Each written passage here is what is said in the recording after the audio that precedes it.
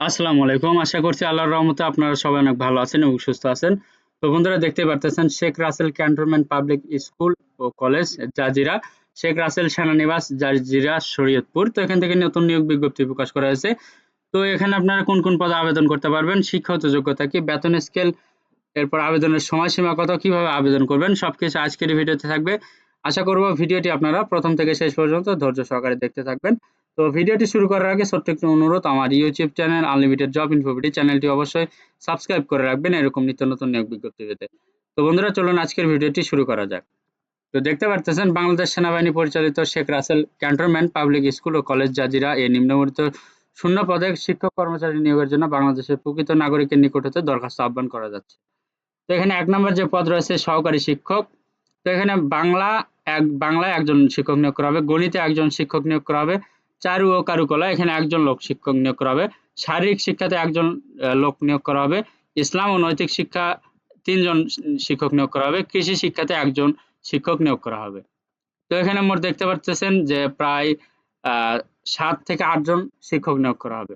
তো শিক্ষাগত যোগ্যতা চেয়েছে সহকারী শিক্ষকের জন্য সংশ্লিষ্ট বিষয়ে স্নাতক, স্নাতকোত্তর সমমান ডিগ্রি, শিক্ষা জীবনে কোনো স্তরে ৩য় শ্রেণী বা সমমানের জিপিএতে গ্রহণযোগ্য নয়।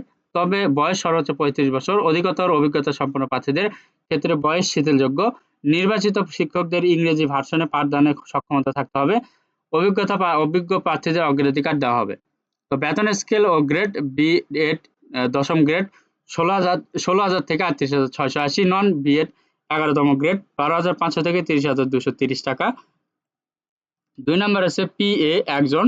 এখানে শিক্ষাগত যোগ্যতা চেয়েছে সামরিক বাহিনীর অবসরপ্রাপ্ত জেসিও, এনসিও ক্লার্ক হতে হবে। কম্পিউটার চালনায় পারদর্শী থাকতে হবে। যোগ্য প্রার্থীদের ক্ষেত্রে বয়স শিথিলযোগ্য।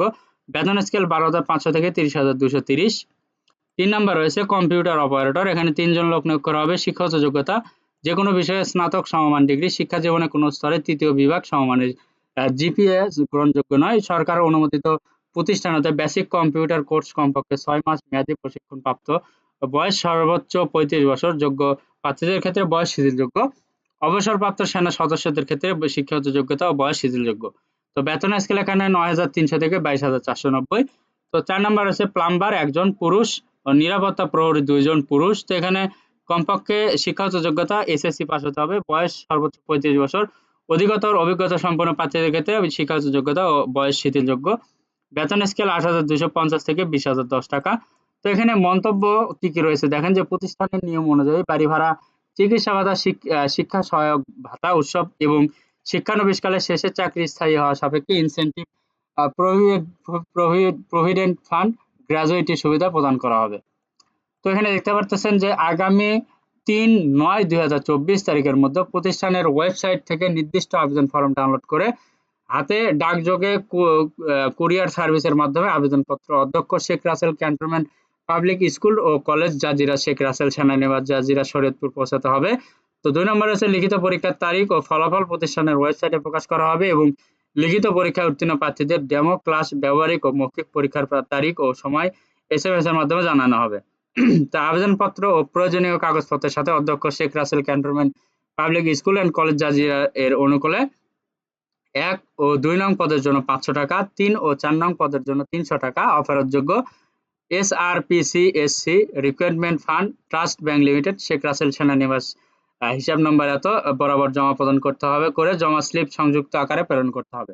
তো ৪ নম্বর আছে জীবন বৃত্তান্ত, মোবাইল নম্বর সহ সকল শিক্ষাগত যোগ্যতার সনদের ফটোকপি, জাতীয় পরিচয়পত্রের ফটোকপি, সদ্য তোলা পাসপোর্ট সাইজের ২ কপি সত্যায়িত রঙিন ছবি এবং নিজ ইউনিয়ন পৌরসভা চেয়ারম্যান কর্তৃক নাগরিকত্ব সনদের অনুলিপি আবেদনপত্রের সাথে সংযুক্ত করতে হবে। প্রার্থীর বয়স গণনার ক্ষেত্রে আবেদনের শেষ তারিখ ৩ সেপ্টেম্বর ২০২৪ গণ্য করা হবে। প্রার্থীকে পরীক্ষায় অংশগ্রহণের জন্য কোনো টিএডিএ প্রদান করা হবে না। কোনো কারণ দর্শানো ব্যতিরেকে কর্তৃপক্ষ আবেদনপত্র বাতিল কিংবা নিয়োগ কার্যক্রম পরিবর্তন ও সংশোধন অধিকার সংরক্ষণ করে। তো বন্ধুরা এই ছিল আজকের নিয়োগ বিজ্ঞপ্তি। যদি নিয়োগ বিজ্ঞপ্তি ভালো লাগে, যদি উপকৃত হতে পারেন, অবশ্যই এই ভিডিওতে লাইক, কমেন্ট এবং শেয়ার করবেন। পাশাপাশি আমার ইউটিউব চ্যানেল আনলিমিটেড জব ইনফোভিডি চ্যানেলটি অবশ্যই সাবস্ক্রাইব করে রাখবেন এরকম নিত্য নতুন নিয়োগ বিজ্ঞপ্তি পেতে। তো সবার জন্য অনেক অনেক শুভকামনা। সবাই ভালো থাকবেন, সুস্থ থাকবেন। আল্লাহ হাফেজ। দেখা হচ্ছে নতুন কোনো ভিডিওতে। Thanks for watching. Please like, share, subscribe.